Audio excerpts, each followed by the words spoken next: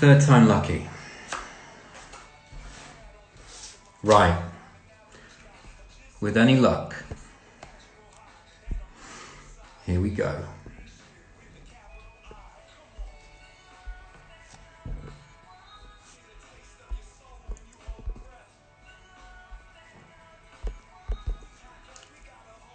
Don't worry, Brad, it's not like loads of people are watching this.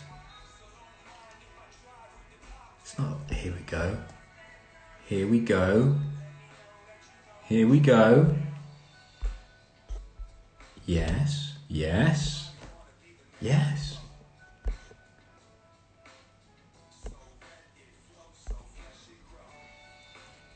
No, almost there. So close. So close.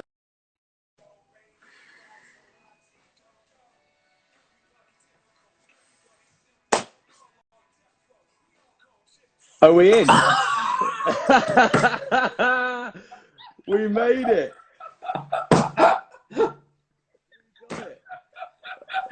I'm watching in pain for you, mate. Oh. Hey, we're here. Hi, everyone. Tom Hopper here. In case you don't know this face, you probably don't recognise me. I've got sleeves on, so you may not recognise me. Tom, how's technology working for you? Pretty good. The headphones are working, which is good. I think that's where it went wrong. Apart from that, pretty bad. You know, being a dad, having to work all these gadgets for my kids is a nightmare. Yeah, that's a problem for me. Must be good to spend some time with them, though, right? It is. That's the best thing about this this whole isolation quarantine thing for me, is that it's time that normally I would be, you know, jumping here, there, and everywhere, and going traveling and getting on planes and stuff, and it's working hard, you know. And the thing is, it's time spent with the family, and I don't have to worry about going away anywhere. So, in a way, you know, it's not too bad. It's good. None of us have to worry about that, mate. We've got new problems now. We have, yeah. Tom, I've got a question for you. Do you mind if I send a question your way? You can, yeah, by all means. Okay, it is from @WarlessHeart. @WarlessHeart wants to know, why did Tom Hopperhots never wear sleeves in Merlin? Yeah, this is probably the most asked question I have ever gotten. The answer is, I don't actually know, but there's a story behind it. Basically, I went in for my costume fit. When I first arrived there, I went in for my costume fitting. I think I met you on the first day. Yeah. And they kitted me up in all that chainmail. Right. And the chainmail had sleeves. And then they took loads of these photos to obviously send to the producers. Yeah. And that was all I knew of it until my first day of shooting. I turned up on my first day of shooting and the sleeves were gone. So clearly the photos are gone, and went, nah, he needs to lose his sleeves. That's what he's missing. There we go. There was obviously I thought it was just like you put your arms through them, and then they just exploded as soon as like your arms got through, like, because it just wasn't. Well, that was the less modest answer, which I was going to give, but clearly there was not enough brawn on set. Brought in the gun show. Well, while I've got you here, Tom, I'm going to ask you another question. The next question is, yeah, go on. This is from @FF Podcast. Do you know about this podcast?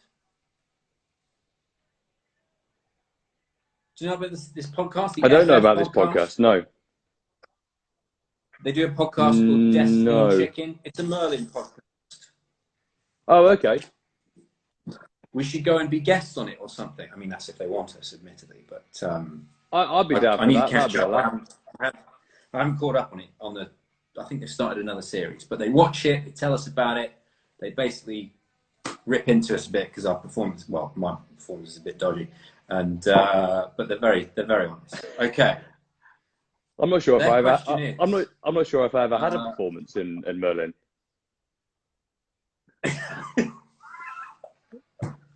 mate, the fans per Or the person on. are, and you're on, specifically your Oh, arms. they're a lovely bunch. They're very loyal.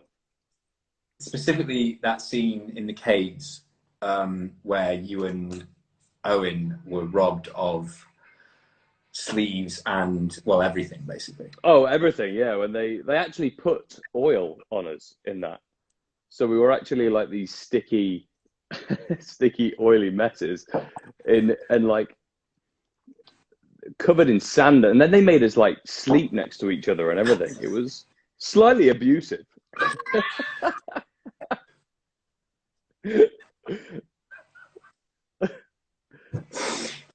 Then they made us rub oil over each other's bodies. Yeah, they did. Like, come on, you know? There's that one bit where I'm like, I look like I'm like grinding on the, it's like a pickaxe, is it? And I'm like, I'm like pulling terrible shots at them in there. Awful. So there's a little insight into what happens in those cave scenes. Their question at the FF podcast is favorite retro suite.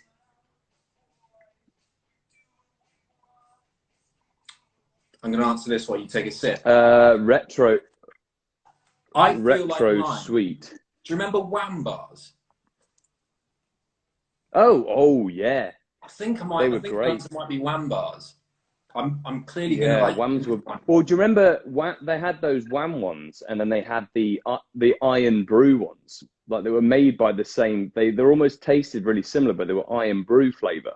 Yeah, classic. They were great. Yeah, I mean, I always used to love. I mean, it's not really retro, I suppose, but in a way it is. But Haribo gummy bears.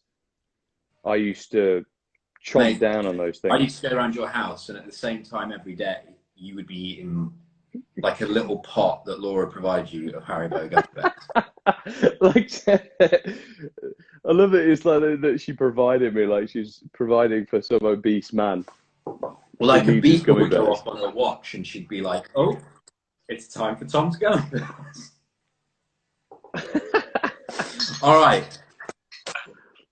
I've got another question for you, mate. I think it's for both of us, actually. Mm. At Ninny Wicks has asked, what is your worst Comic-Con experience? Oh, God. Well, there's a few for this, some of which I probably shouldn't tell. And then there's one, I mean, the worst one, I'd say, we did one I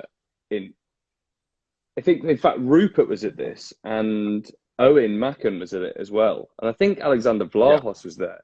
But I say I think because the whole thing was a bit of a blur. So the actor Harry Melling was there as well, who I adore, who came on to Merlin, I believe, right? He was on Merlin for a bit.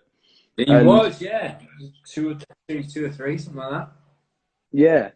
And so we were hanging out with Harry Melling, and myself, my wife Laura, and her friend Roz, and Harry Melling went out it was in Madrid, I think, this Comic-Con. And we went out, and I'm not a huge drinker anyway, but this was probably the last time I actually drank. I don't drink anymore, but this is probably the last time I drank. And we got absolutely toasted on this night out in Madrid. One thing I remember about the night was Harry Melling was my wife was teaching him how to do a slut drop. Classic. So I remember Harry Melling doing slut drops in this club. Anyway, the rest of the night was a bit of a blur. We got in at about 5, 6 o'clock in the morning. And then I got a call on my hotel phone saying that I needed to go down for this pickup. And I literally threw on anything I could get my hands on. I was in a complete daze. Felt horrendous. And I put on like my football shorts and then this cruddy t-shirt. and then just these trainers, these like high top trainers that I could find, and I just walked straight out without even thinking what I was wearing. And then I had to endure this Comic Con for the rest of the day, which basically we didn't really do anything. We got put in this like dark green room for most of the day, and then occasionally got taken out to go and do, you know, autographs and meet people. But I remember thinking when I saw these photos, was what the hell was I thinking?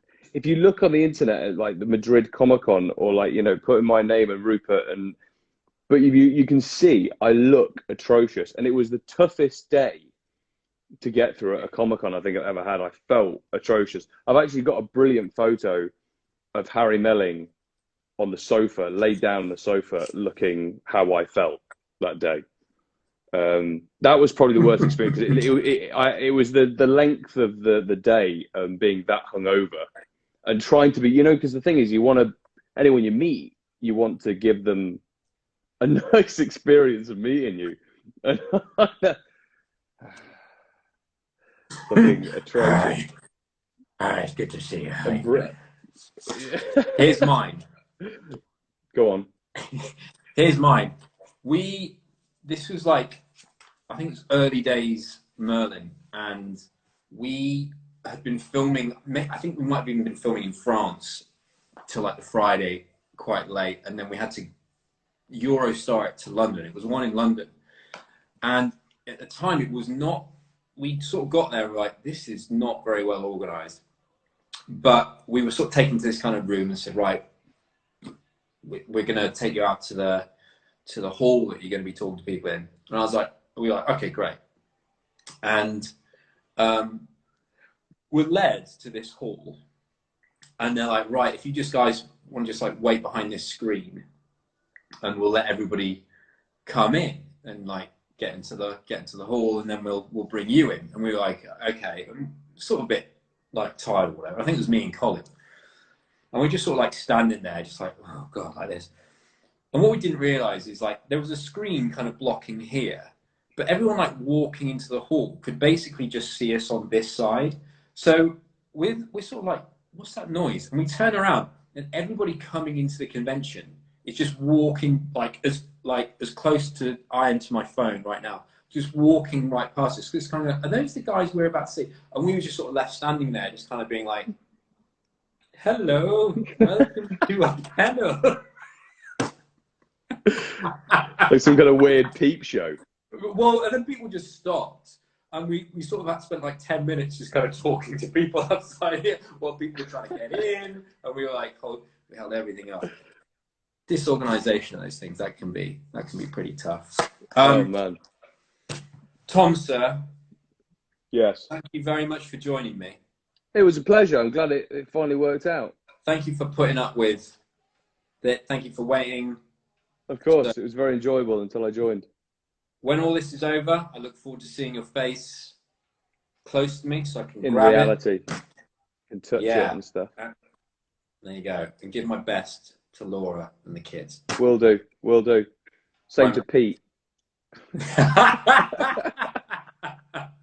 He's definitely got coronavirus. Oh, for sure. If anyone's got it, he's definitely got it. He's got it. All right, mate. All right, mate. Speak to you later. Bye, everyone.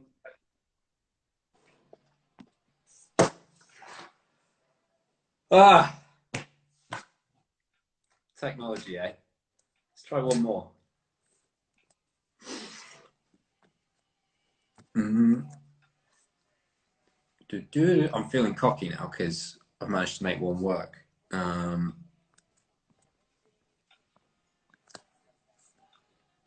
Let's try this one. No. Oh, maybe.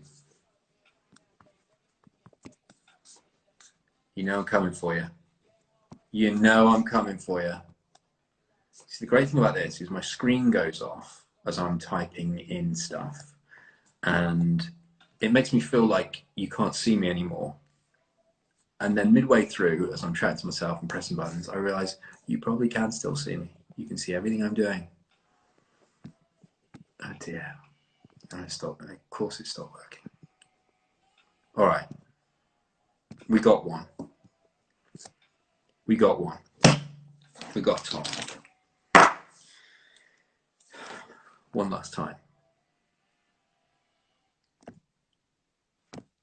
Oh, no, it's not even doing anything. All right, listen, guys.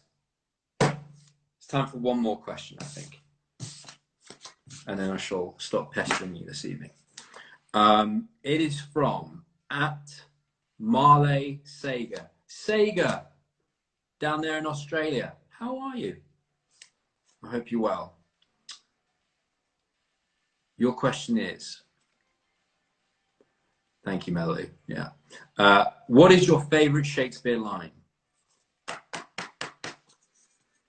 I wouldn't say this is my favorite, but I would say it's fitting.